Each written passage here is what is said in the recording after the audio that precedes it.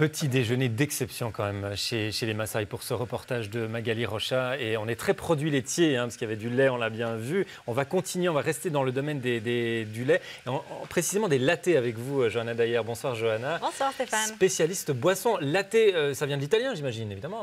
Alors créé par les Italiens, mais pas pour les Italiens. Parce que les Italiens, ils aiment leur espresso serré, avec rien du tout. Il ne faut pas le dénaturer. Donc là, c'était plutôt pour leurs touristes américains qui, en fait, ils trouvaient ça trop intense, justement. Ouais. Ils font déjà l'americano, on met de l'eau chaude dedans. Ça, c'est criminel chez les Italiens.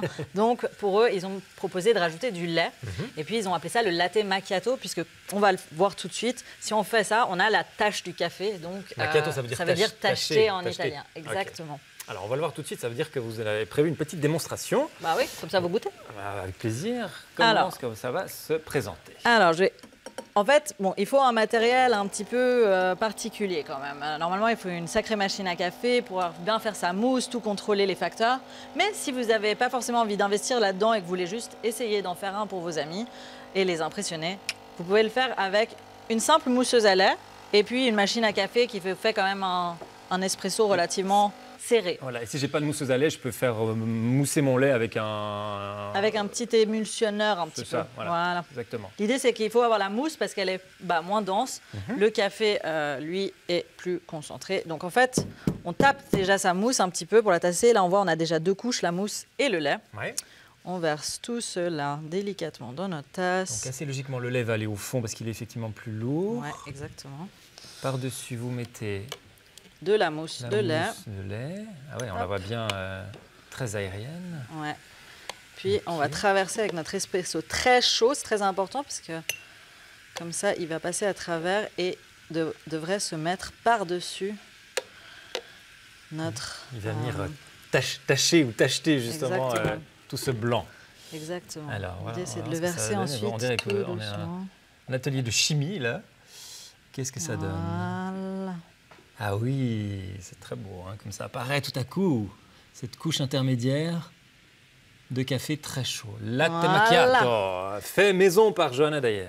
Exactement. Extraordinaire. Vous rajoutez... Et puis, on peut s'amuser à rajouter un petit peu de cacao comme ça dessus pour le goût et pour la déco. C'est ça.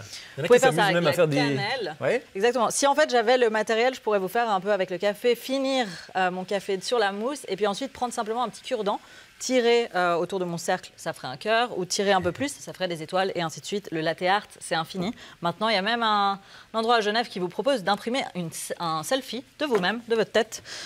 Avec du cacao. D'accord. Donc, tout est possible. Tout est possible. On évoquait tout à l'heure avec Françoise Pertini les intolérants au lactose. Est-ce qu'on est obligé d'utiliser de lait de vache? On pourrait tester d'autres laits. J'ai vu que vous en aviez apporté aussi. Oui, alors, tout est possible de nouveau. Avoine, amande, soja, etc. Mais il faut en tenir compte aussi parce qu'ils ne vont pas forcément mousser tous aussi bien. Et puis, on a besoin d'avoir une belle mousse comme celle-ci. Et puis, ils ont aussi des apports. Donc, le lait de coco, c'est quand même très fort. Il faut aimer ça. Et puis, c'est très gras aussi.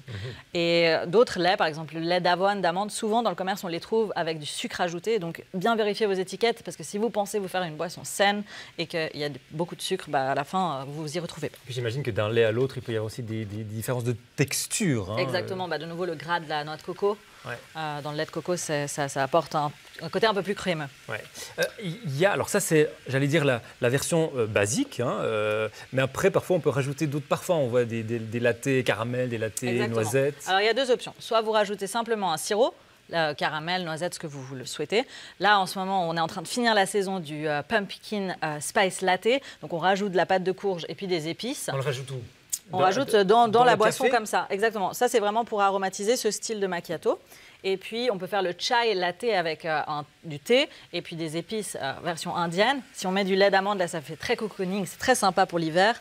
Et puis ensuite, il y a encore d'autres versions où, là, on ne travaille pas avec des colorants, mais on ajoute d'autres boissons au lait, d'autres ingrédients, comme on le voit un petit peu ici. Bon, là, vous avez rajouté des colorants? Non, c'est tout à fait naturel. Donc, dans le premier, on a un latte avec le fruit du dragon, pitaya. Plein d'éléments super bons pour votre santé aussi. C'est génial, ces couleurs. Ensuite, on a un matcha latte, donc thé vert. Et puis, on peut aussi faire ça avec de la spiruline. Maintenant, on en trouve en Valais. En Suisse, on produit de la spiruline. Plus besoin si vous voulez faire circuit court, plus besoin d'aller la chercher à l'autre bout du monde. Et puis, typiquement, là, on a un blue latte qui est fait avec de la fleur de pois papillon et de bergamote broyée. Et ça, c'est super. Alors ça va vous Donnez la patate, c'est pour le matin, c'est très énergisant. Et ça va vous relaxer.